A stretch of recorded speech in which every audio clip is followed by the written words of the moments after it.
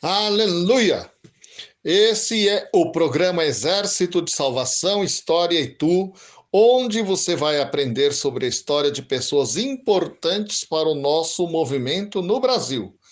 A pessoa que vamos abordar hoje é o Capitão Mitugo Tanaka e o Corpo de Pinheiros, ou o Corpo Japonês, ou ainda no idioma, o Nikkei Shotai.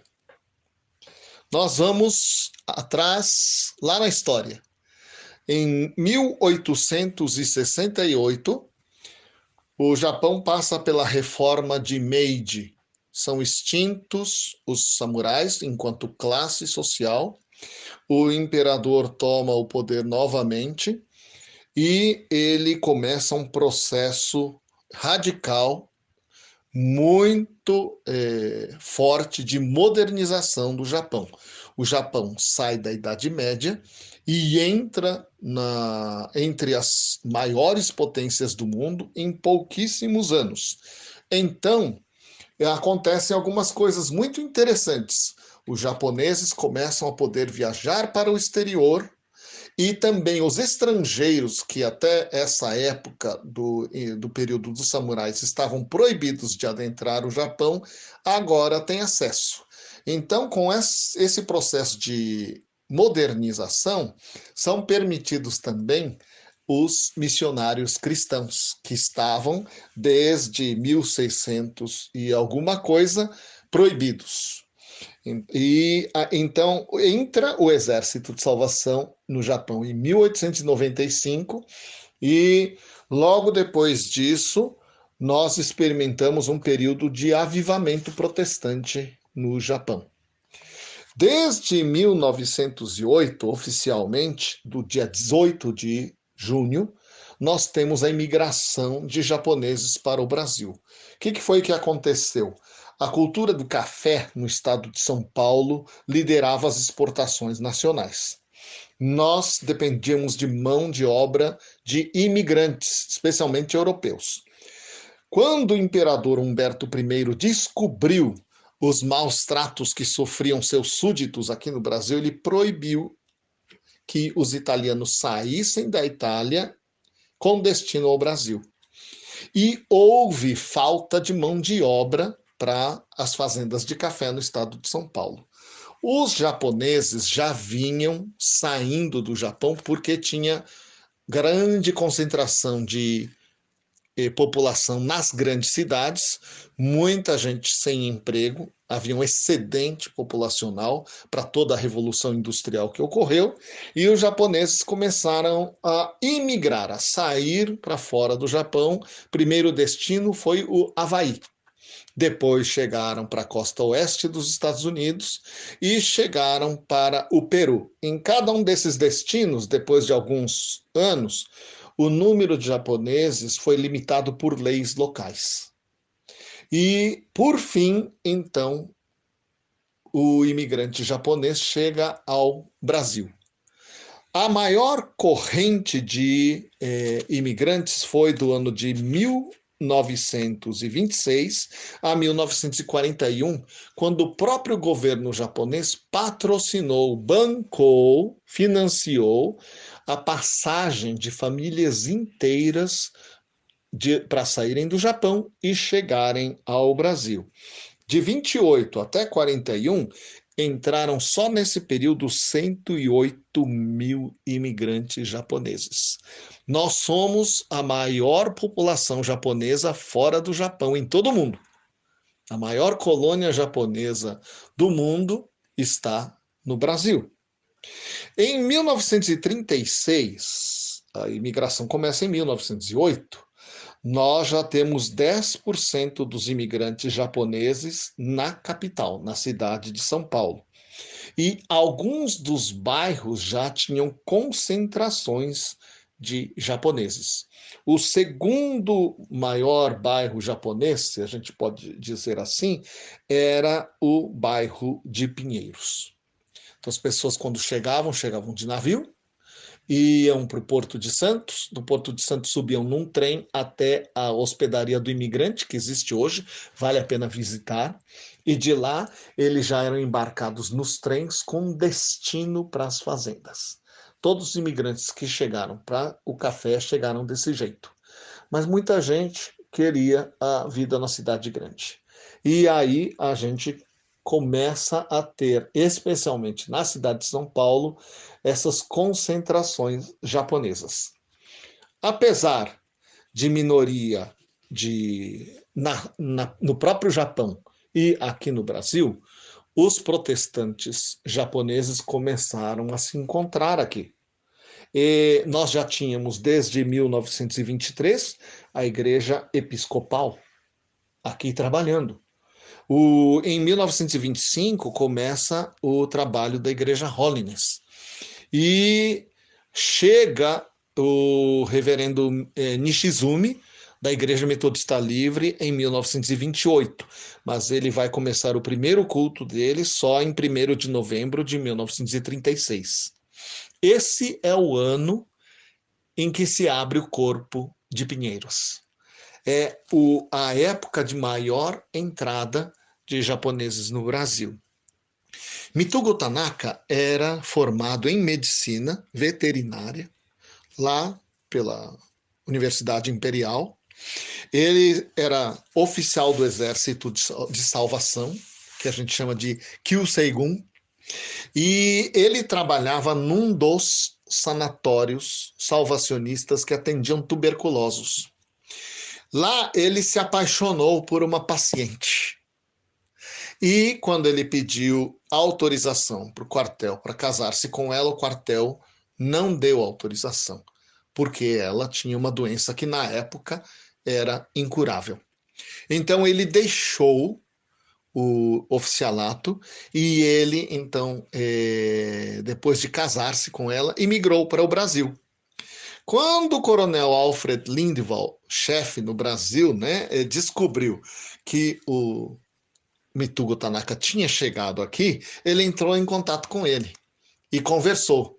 Olha, nós temos várias famílias de crentes salvacionistas e os seus compatriotas precisam também, mesmo que não sejam cristãos, eles precisam, né, do nosso serviço.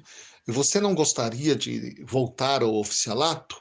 Então, em 5 de outubro de 1936, os enviados Tanaka chegam a São Paulo e, com a ajuda de crentes de outras igrejas, eles vão conseguir uma casa em Pinheiros para abrir o corpo japonês. No dia 8 de outubro, então, é inaugurado. É um corpo étnico, a gente chama assim hoje, né? Trabalho étnico, porque é voltado para uma comunidade étnica. É um corpo que vai trabalhar com outra língua, com uma cultura que está chegando ao país, né? E ficava na rua Edson Dias, número 1. Na primeira reunião está a ajudante Silvia Grey e outros oficiais de São Paulo. Primeira reunião teve 46 pessoas e 4 conversões. Já no dia 18, 10 dias depois, eles deixam de ser enviados e passam a ser capitães em prova. No dia 19, dia seguinte, a história do corpo diz que já foram recebidos 7 recrutas. É muito rápido a coisa, né? No dia 1º de dezembro, em 1936 ainda, né, no fim daquele ano, o livro histórico diz que há uma grande reunião na escola em Pinheiros, sob a direção do novo chefe, Coronel Johannes Hein, que veio da Alemanha liderar o nosso trabalho. Quando a gente fala do bairro japonês, a gente está falando de um bairro que se organizou em torno de comércio e de alguma estrutura. Entre essas estruturas está a educação. Na reforma lá no Japão, a educação é prioritária. Vai refletir-se aqui. Então, chegou, antes do Exército de Salvação, um homem chamado Koichi Kishimoto. Ele era cristão no Japão, o pai era contra, quando o pastor ia fazer visita pastoral, o pai se enrolava num acolchoado grosso de inverno para não ouvir uma palavra do evangelho, porque o filho estava orando, lendo a palavra com o pastor, mas o pai era contra. Esse professor, diretor, né, da escola, Koichi Kishimoto, ele era formado em língua russa, tinha ido trabalhar no arsenal de guerra da Rússia, né? E quando ele se casou, ele migrou para o Brasil e abriu uma escola. Essa escola em Pinheiros, primeiro foi na Consolação, bem no centro de São Paulo, e depois de sair da Consolação se mudou para Pinheiros. Tinha duas unidades, uma era um internato mesmo, a gente chama em português de Liceu Aurora, mas entre a colônia era chamado de Gyosei Gakuen. Né? Até hoje, as pessoas que passaram, e a gente encontra ainda alguns idosos que tiveram oportunidade de passar pelo Gyosei Gakuen. Era um liceu, então as pessoas entravam ali para estudar, pagavam as taxas, mas tinha uma segunda unidade que era uma instituição social. Essa instituição era a Tinturaria Aurora. Quem não podia pagar para estudar, trabalhava na tinturaria, levantava o seu autossustento e à noite estudava. Então, haviam duas unidades e era uma das, como se diz assim, uma das convergências da colônia dentro do bairro de Pinheiros. Quando chega o capitão Tanaka, o professor Kishimoto foi atraído pelo novo trabalho do Exército de Salvação, pela sua visão, pela sua proposta. E ele se torna membro influente do corpo. Né? É muito interessante porque no dia 6 de dezembro, olha, a coisa é muito rápida. Capitão Tanaka já arranjou um salão para reunião na rua Galvão Bueno, na Liberdade, que hoje é o miolo do bairro turístico. Né? Em 10 de dezembro, ó, 4 dias depois, o capitão Tanaka entrou num trabalho no Ipiranga para abrir uma avançada e 4 almas foram ganhas para Jesus naquele dia. Em 3 meses, o Corpo de Pinheiros ganhou 50 pessoas para Jesus. E no dia 25 de dezembro daquele ano, 36, houve uma grande festa de Natal na escola japonesa, no Gyosei Gakuen, e contou com 80 pessoas da comunidade. Lembra que cristão no meio japonês é minoria, e ele está alcançando, está avançando. No dia 31 de março de 37, celebra-se a primeira festa da colheita do corpo, na Igreja Presbiteriana Unida, na Rua Helvétia. E a gente vai ver o apoio da Igreja Presbiteriana Unida, da Igreja Presbiteriana de Pinheiros e de outras igrejas brasileiras ao longo de toda a duração do corpo. Isso é fantástico, porque nós somos uma igreja étnica, uma boa parte nunca vai aprender nem a falar o idioma português, mas desde o começo é cercado por essa integração, esse apoio mútuo. É algo que a gente mantém até o dia de hoje. A Igreja Presbiteriana de Pinheiros, a IPP, ela mantém amizade com o Exército de Salvação até o dia de hoje. Nós temos, então, a celebração do primeiro aniversário do corpo no salão da Igreja Presbiteriana de Pinheiros. Estávamos com 280 pessoas ali, naquele dia. No dia 4 de novembro de 1937, acontece um evento histórico. É lançado o primeiro número do Brado de Guerra escrito em japonês aqui no Brasil. O QGI autorizou e saiu, então. É um periódico pioneiro até entre as outras igrejas. Como a gente diz, o capitão era formado, tinha formação acadêmica superior, então ele tinha uma visão, tinha acesso, tinha contatos, o que permitiu a ele ser pioneiro nessa área tão importante para a cultura japonesa, né, que é a área da leitura. Então, a primeira edição saiu com 400 exemplares. A segunda, isso é 4 de novembro. A segunda saiu em 1º de dezembro, já com 500. Agora, um ano depois, lá em outubro, um número especial contra os jogos de azar, né, aposta com dinheiro em jogos, vai ter 2.000 exemplares. Né? E então, no dia 12 de dezembro de 37, o casal passa a capitão pleno. Deixa de ser capitão em prova e passa a ser capitão pleno. Né? 38 é um ano difícil, porque morre no dia 7 de abril o filho Jorge Tanaka atropelado. Né? É uma data muito, muito triste. No ano do segundo aniversário do corpo. Né? No ano de 38, o governo brasileiro fechou 294 escolas japonesas existentes em todo o país. Então, a gente sabe pelos registros do corpo que o Gakuen continuou, o liceu. Agora, a gente entende que essa parte que continuou não era aquela instituição que ensinava, mas era a segunda, que a gente descreveu, que era a tinturaria, e que possibilitava que as pessoas se mantivessem e estudassem fora. Né? 39, nós temos uma expansão para o interior já. Né? Tem uma reunião na Igreja Holiness, na cidade de Bastos, mas o coronel Hein já abre a avançada japonesa de Bastos. Né? O relatório diz no terceiro aniversário do corpo, né, que a obra cresceu e prosperou rapidamente.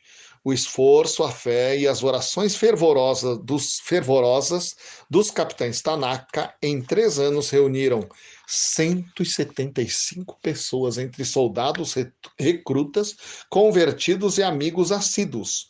Japoneses de Itaquera, não tinha metrô na época, viu? Santo André e até de Jacareí viajavam de trem e ônibus para assistir às reuniões. No dia 28 de novembro de 1939, o coronel Hein, o capitão Tanaka, ajudante Grey, vão para visitar a avançada de Marília, que está sob a direção do enviado Teruji Wakai. Lá se reúnem no salão da igreja Holiness e da escola japonesa de lá de Marília. No dia seguinte, eles vão para a cidade de Pompeia, que é lá pertinho, aonde estava a família Sakamoto. Eles são amigos de outras famílias que vieram do Japão, já salvacionistas. Família Tai, família Komono, e que se dão também com outras famílias de crentes dessas outras denominações que já funcionavam no Brasil. Em 1940, nós temos aí, no dia 11 de fevereiro, a internação do capitão Tanaka num sanatório. Ele contraiu tuberculose. Né? E no dia 2 de junho, então, ele foi enterrado em São José dos Campos. Né? Ele faleceu. Né? O oficial que o substituiu foi o brigadeiro, que na época era o capitão Junji Wakai. 2 de junho é o funeral dele. No dia 6 de julho, o outro filho, o menino, morreu também. Ele estava tomando banho no sistema japonês, né, que tem aquela água quente, né, que a gente chama de ofurô, e o gás carbônico sufocou o menino, que estava já abrigado na unidade do Liceu Aurora, do Gyosei Gakuen. Tá? Nós, no dia 4, já temos a despedida do capitão Junji Wakai. Ele vai seguido de um candidato que o corpo oferece para o território, Hachiro Kani, e dá boas-vindas para a capitã Fumi Tanaka e a tenente Kimi Fujihira. Fujihira já tinha servido no corpo do Ryū-1, nosso primeiro corpo no Brasil. Né? Em 3 de junho de 1941, nós nos despedimos da secretária do corpo. Ela se chama Mochizuki, secretária Mochizuki. Ela vai para o Japão para fazer o colégio de cadetes no Japão. Quando ela chega lá, ela descobre que não existe mais colégio de cadetes, não existe mais exército de salvação, porque o mesmo sistema imperial que abriu as portas para o evangelho no Japão é o que forçou todas as igrejas a se unirem em um único movimento que ficasse debaixo da vigilância deles, né? No dia 26 de julho de 41, o sargento Tsuyoshi Mizumoto, fundador do bairro da Oriental de São Paulo, casa na Igreja Presbiteriana de Pinheiros. Depois a gente vai falar sobre isso. Em 6 de novembro de 41, a capitã Tanaka foi se tratar da sua tuberculose, lá em Campos do Jordão. E a capitã Fujihira, então, fica na liderança do corpo. Em 1942, chega a data que ninguém queria. Eu digo isso porque 6 de fevereiro de 1942, nós testemunhamos o fechamento do corpo japonês por causa da guerra. Como o Brasil declara guerra ao Japão, Alemanha, Itália, então todos os cidadãos japoneses que moravam no Brasil e residissem em cidades litorâneas receberam a ordem de saírem de suas casas em 24 horas. Não importava se a casa era própria, alugada, se tinha comércio, se tinha condições de vender, deixar na mão de alguém, não interessava. Eles tinham ordem de evacuar o litoral, porque eram inimigos de guerra. Nossas escolas, como eu disse, foram fechadas. Os japoneses só podiam andar pelo território brasileiro portando um salvo-conduto emitido por autoridade brasileira competente. A literatura foi confiscada e destruída. E qualquer aglomeração, ajuntamento de japoneses ficou terminantemente proibido. Se 3 japoneses fossem pegos conversando no seu idioma, isso já era motivo para prisão. Bom, o corpo fechou, mas a sua influência continua, na verdade, até hoje, né? O sistema de tinturaria autossustentável para dar suporte para as pessoas fazerem seus estudos continuou no Gyosei Gakuen, na tinturaria Aurora, e o sargento Mizumoto chamou o enviado Wakai, e eles fundaram a tinturaria Canan nas Perdizes, do outro lado da Avenida Doutor Arnaldo. E a tinturaria fechou há poucas décadas atrás, prestando esse serviço não só para a colônia japonesa, mas para muita gente que vinha do Nordeste, gente jovem, gente com 14 anos de idade que não tinha direito para onde ir, então entrava, tinha seu emprego, tinha naquela época era possível isso, né? Tinha sua alimentação, tinha seu leito, tinha sua dignidade e podia estudar até, né, encontraram meios de pagar uma pensão, alguma coisa assim própria para eles, né? Outra coisa que é muito interessante é que o sargento Tsuyoshi, então quando ele deixa a tinturaria na mão do enviado Wakai e ele vai para sua nova visão. Ele quer criar um bairro oriental na cidade de São Paulo. Como Chinatown ou Little Tokyo lá da Califórnia, ele queria fazer aqui. E hoje nós temos o bairro da Liberdade, que não é mais um bairro só japonês. Todo mundo considera porque o princípio foi esse, era japonês. Mas hoje a gente encontra coreanos, chineses, vietnamitas, né? Então, quando alguém quer ir experimentar ou comprar algum produto, né? Num restaurante, numa lanchonete, ou comprar alguma coisa de papelaria diferente, né? Que vem desses países orientais, normalmente a pessoa vai e ela absorve aquela decoração do bairro, né? Que é o bairro da Liberdade. Então, se você um dia for lá passear na Liberdade, lembre-se que aquilo foi idealização de um sargento do Exército de Salvação, né? Ele sonhou com aquilo. E é uma marca, porque Tsuyoshi Mizumoto, também tem os irmãos dele, né? O pastor Kaoru Mizumoto faleceu com quase 100 anos na igreja Holiness, né? Ele vem do interior a convite do Kishimoto Sensei, a gente chama assim, né? Do professor ou do diretor Kishimoto. Ele vem do interior a convite do diretor da escola. E ele aprende aquele sistema de apoio social dentro, né, da colônia e dentro dos imigrantes e migrantes, junto com o professor Kishimoto. E depois disso ele vai saltar para aquilo lá. Então, quem curte mangá, quem curte anime, né? E vai lá e gosta de ver cosplay, né? Eu fico espantado porque eu já estou com 58 anos e agora estou vendo um renascimento do interesse da nova geração em Pokémon, em Naruto, né? Em Samurai X, né? Essas coisas são pouquinho antigas, mas a gente vê uma febre, uma renovação, né? O J-pop, o K-pop, né? Então, quando você for lá, lembra que isso é um reflexo ainda do trabalho do Exército de Salvação naquele corpo que fechou. Agora, nós nunca deixamos de ser considerados parte da comunidade evangélica japonesa.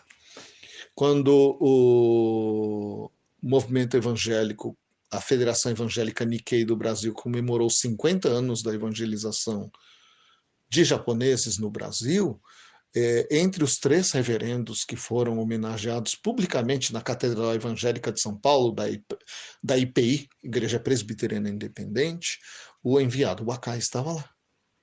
E ele foi homenageado. Quando o reverendo Kagawa Toyohiko faleceu em 1960, e ele é uma referência internacional em sociologia, em exemplo de vida cristã, todas as igrejas evangélicas japonesas se reuniram para fazer um culto em memória. Isso é muito forte no meio evangélico mesmo japonês. E a reunião foi no Corpo Central de São Paulo. Né? Então nós continuamos sempre fazendo parte. Nos anos mais recentes, o Exército pôde fornecer um secretário para a Federação Evangélica Nikkei e um vice-presidente para a Federação Evangélica Nikkei. Né? Então esses laços continuam abertos, né? E a gente continua próximo dessas casas que nos apoiaram. Vários soldados, oficiais locais, pastores, membros de outras denominações vieram de famílias que foram cuidadas pelo ministério étnico nesses curtos anos. Mas elas são um testemunho vigoroso de que a semente que a gente semeia em nome de Jesus dá fruto. Por 1, 2, 3 gerações ou mais, a gente não sabe nem onde vai chegar, né? É um incentivo para quem está ouvindo. Semeie, você não sabe o fruto que vai dar. Você gostou de conhecer sobre o capitão Mitugo Tanaka e o corpo japonês, o Nikkei Shoutai?